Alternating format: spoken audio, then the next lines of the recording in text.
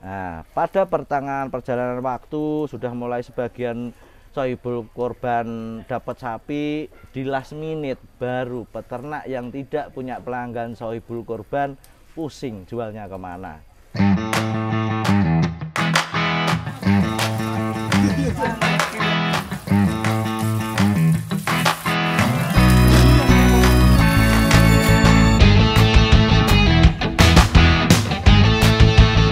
Assalamualaikum warahmatullahi wabarakatuh. Selamat pagi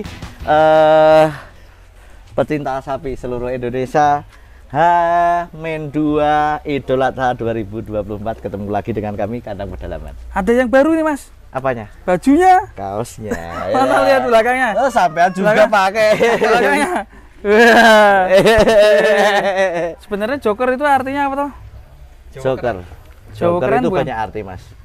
Dulu dari Pak Joko Malang kita kasih nama Joker, Joko keren. Tapi ada istilahnya di film Joker itu jahat, ya kan? Ada, tapi depannya cuma huruf J tanpa huruf D. Kalau di Kandang Pedalam ada D, Dudu Joker. Jadi kita tetap jadi orang baik. Ya. Oke, kita lanjut ini perkembangan Kandang Pedalaman. Gimana kabarnya? Ini udah lama kita nggak main ke sini ya. Hampir terakhir kontes ya. Terakhir menjelang kontes, ketemu lagi menjelang pengiriman sapi-sapi korbannya Kandang Pedalaman. Alhamdulillah kita dalam kondisi baik, kabar baik, dan sampai saat ini kita masih diberi kelancaran dan keselamatan. Dan pada hari ini puncaknya pengiriman sapi-sapi dari Kandang Pedalaman ke pelanggan sohibul korban. Insya Allah per hari ini lebih dari 20 truk kita berangkatkan, dan hari sebelumnya juga sudah kita berangkatkan, dan insya Allah sampai besok, sampai hari H, kita masih ada pemberangkatan ke sohibul korban. Persiapan apa yang dilakukan KP nih? Persiapan yaitu yang jelas kita selalu jaga kondisi kesehatan badan tim kita, dari ABK, dari teman-teman yang membantu tim Kandang Pedalaman. Yang kedua, menjaga kesehatan sapi-sapinya. Bisa kita lihat kondisi sapi-sapi menjelang pengiriman seperti ini yang mau diberangkatkan, dan semua kita tata serapi mungkin biar tidak ada kendala, biar diberi kelancaran gitu, Mas. Ya, termasuk sopir-sopirnya harus sarapan dulu, tidur dulu. Supir, alhamdulillah dari beberapa truk yang sudah kita siapkan, kita bisa lihat di depan sana sudah puluhan sopir standby dengan tempat istirahat yang cukup, bisa tidur, makan dari sarapan untuk nanti siang, untuk makan siang, sampai mungkin yang gilirannya nanti malam, insya Allah kita siapkan gratis di Kandang Pedalaman. Wih, mantap. Karena itu salah satu penting juga ya. Ya, karena kalau saya tidak menjaga kesehatan supir, tentunya keselamatan sapi-sapi saya juga diragukan. Sopir juga. Dampak akhirnya kekecewaan pelanggan yang terjadi. Nah, gitu. Hal makanya, kecil harus dari hal sekecil itu, sekedar kopi, sarapan, itu hal sepele, ya kan. Terus biar sopirnya tidak capek, tidak sakit, sampai berangkat juga masih siap, masih kuat gitu, Mas. Dan jangan sekali-sekali menyepelekan kinerja supir. Supir itu kerjanya luar biasa. Perjalanan jauh ya? Perjalanan jauh dan resiko tinggi. Ya. Oke, termasuk ini gimana kabar sapi-sapi jumbo ini? Kok banyak petani yang mengeluh sapinya masih ada. Mas, ini sapinya banyak yang tanya juga ya? Sebenarnya gini, Mas, dari tahun-tahun lalu pun terjadi hal yang demikian, tetapi kebetulan di tahun ini prosentasenya sapi-sapi jumbo yang belum terjual di detik-detik akhir penjualan itu masih banyak. Karena apa? Ya karena ada sebab akibat. Apa itu sebab akibatnya? Yang pertama, menjelang Idul Adha beberapa bulan sebelumnya terjadi diadakannya kontes, itu tentunya mengangkat harga sapi nasional, tetapi itu sebenarnya khusus sapi spesial untuk kontes. Tetapi banyak sekali peternak yang ambisi, belum terlalu memahami kualitas apa seperti sapi kontes itu, asal sekiranya bagus, asal sekiranya jumbo, dibeli dengan harga tinggi. Tetapi kesalahan fatalnya ternyata sapi itu kurang potensi untuk kontes, dan akhirnya ditahan untuk sapi korban. Karena harga belinya sudah mahal, biaya perawatannya juga mahal, Akhirnya awal-awal itu peternak menawarkan dengan harga mahal juga, harga tinggi. Sedangkan tidak semua peternak itu bisa jual sapinya ke sohibul kurban langsung, ya kan? Kalau peternak jual ke sohibul kurban langsung itu bisa dibilang tidak ada kata mahal selagi ada kesepakatan dan keikhlasan. Benar nggak? Karena sohibul kurban tidak akan mengalami kerugian. Nah, beda ada juga segmen pasar yang dari peternak ke pengepul atau pedagang. Tentunya pedagang juga butuh turuan, butuh keuntungan, peternak juga butuh keuntungan. Pedagang tidak mungkin berani harga tinggi jika melebihi standar harga jual pedagang. Tetapi karena awal-awal itu petani mematok harga tinggi, pedagang nggak berani beli, Mas. Nah, pada pertengahan perjalanan waktu sudah mulai sebagian sohibul kurban dapat sapi, di last minute baru peternak yang tidak punya pelanggan sohibul kurban pusing jualnya kemana. Nah, akhirnya mereka membandrol sapi-sapinya dengan harga yang cukup murah. Bahkan ada yang berani jual rugi. Karena dengan pertimbangan yang pertama kepentok kebutuhan, selak butuh duit gitu. Yang kedua, ada estimasi pertimbangan jika sapi ini ditahan sampai tahun depan akan mengalami kerugian atau terlalu berat di biaya operasional. Nah, bagi petani ini untuk evaluasi di record yang bagus biar untuk kedepannya bisa evaluasi biar untuk semakin baik. Begitu. Dan saya sarankan untuk para pedagang juga ambil keuntungan yang wajar. Bahkan saling support, saling membantu itu sangat dibutuhkan. Sangat dibutuhkan. Saya beberapa kali di beberapa hari atau di minggu-minggu terakhir seringkali dapat WA, telepon, banyak sekali peternak yang minta tolong untuk dijualkan sapi-sapinya. Yang seharusnya saya sudah finish, selesai jualan, saya terpaksa dengan memaksakan kemampuan kami karena memang sebenarnya sudah capek. Akhirnya saya bangun lagi untuk mensupport peternak untuk membantu jualan sapi-sapinya. Akhirnya ya beberapa ekor sapi berhasil terjual dan saya berharap ini sebagai pengalaman dan saya memohon untuk pedagang-pedagang besar kalau sudah peternak itu mematok harga yang rendah atau murah bahkan rugi, jangan ditawar lagi. Kasihan kalau mereka rugi. Kalau peternak kecil rugi, dia tidak berani ngerawat sapi lagi. Tahun depan kalian atau kita mau belanja kemana? Gitu. Mantap ya. Oke, dan ini ada sapi-sapi jumbo yang terkirim ini siapa aja Mas nanti yang akan ini berangkatnya? Sebagian besar. Salah satu contohnya si Blegoh. Si Blegoh ini juga ikut. Blegoh ini kita berangkatkan ya? Ke Tegal. Tegal. Ke Tegal, ke Mas Aji. Ya kan? Ya, mantap ya. Blegoh ini termasuk salah satu sapi kontes kami. Semenjak saya mengenal Blegoh ini dari Om Rianto Banyuwangi. Ini di Kerawang kelas 2 di P0, di Banyuwangi kelas Perawang itu juara 2 di kelas P0. Banyuwangi juara 2 di kelas P1. Terus di Tulungagung juara 1 kelas P2. Boyolali juara 3 kelas P3. 4 kali mengikuti kontes selalu naik podium. Ini si Blegoh. Sekarang bobot berapa Mas?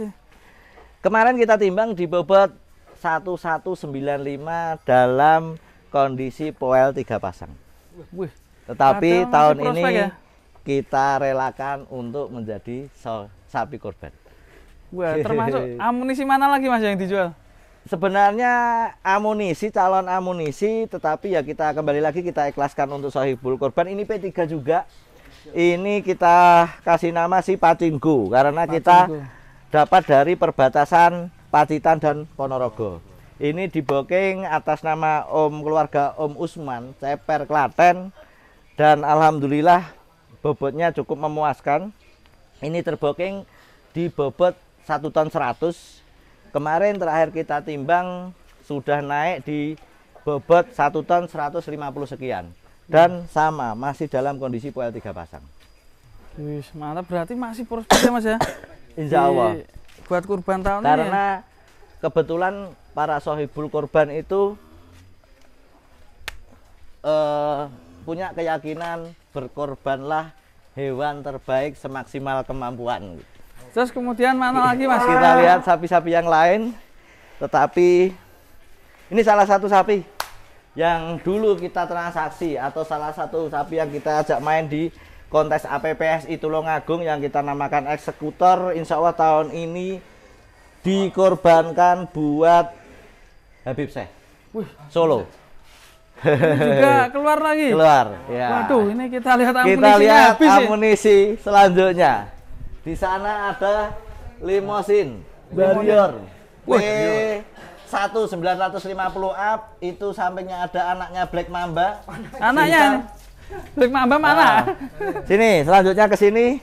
Ini amunisi kita masih tidur nyenyak karena dia belum panik, belum mau dipotong tahun ini, makanya dia masih merasa nyaman, sih berantas. Berantas bertahan ya, nih. Berantas bertahan untuk perlawanan kalau ada pertandingan.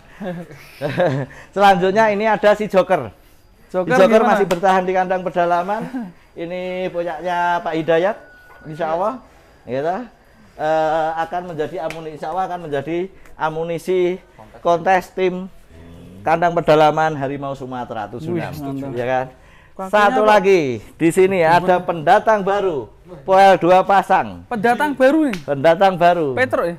Bukan. Duh, tak kira duduk. Ini pendatang baru yang belum kita kasih nama. Kayak panjang, tak kirain Petro ini. Alhamdulillah kita lihat panjang tingginya oke.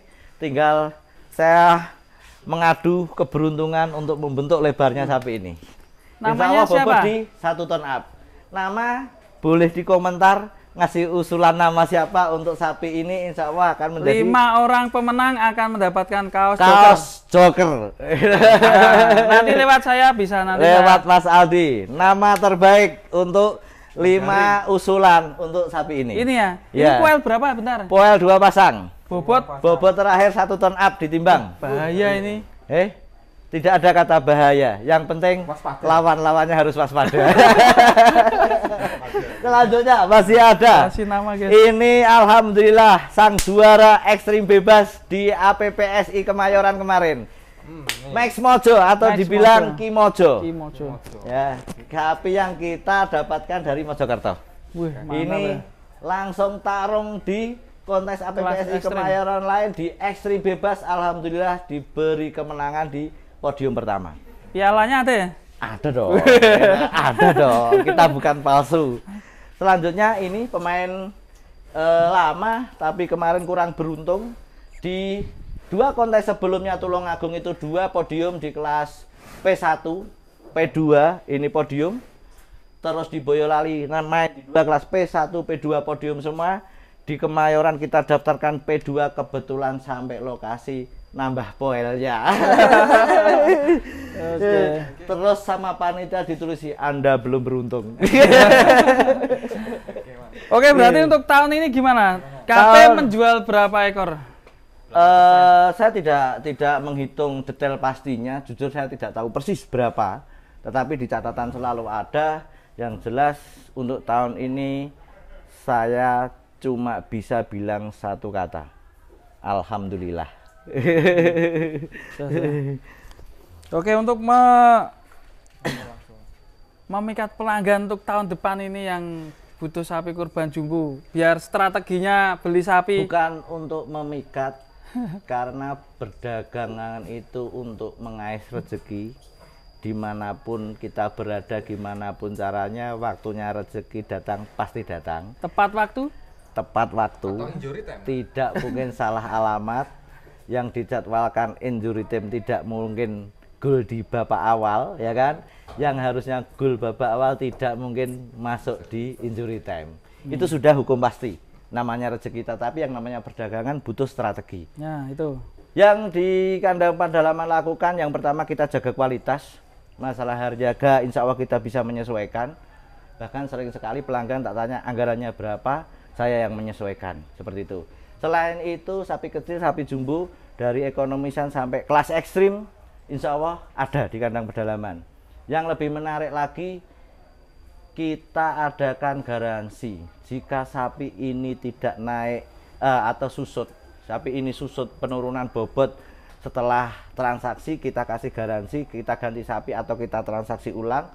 Sapi ada kendala, sakit atau ada apa-apa, kita transaksi ulang atau kita ganti sapi. Jadi jangan pernah khawatir beli sapi di kandang pedalaman takut nggak ada garansi, takut sapinya kenapa-kenapa, tetap aman. Insya Allah kita jaga amanah pelanggan. Mantap ya. Oke, pokoknya lancar terus kandang pedalaman. Amin, amin. Jangan lupa terus memberikan motivasi untuk peternak Indonesia ya. Tetap semangat buat peternak. Beternak sapi itu sebenarnya tidak terlalu susah, cuma jangan sampai salah strategi. Nah, salah strateginya apa sih? Salah strateginya ya tadi, Mas. Awal-awal mematok harga terlalu tinggi, setelah last minute sudah pada beli, udah nggak ada pembeli, hancurkan harga, tetap tidak laku, itu bahaya. Jadi memasang strategi yang harus tepat. Kepada siapa kita jual, dengan harga berapa kita jual, dan kapan kita harus lepaskan. Oke, terima kasih Mas Amin. Sama-sama.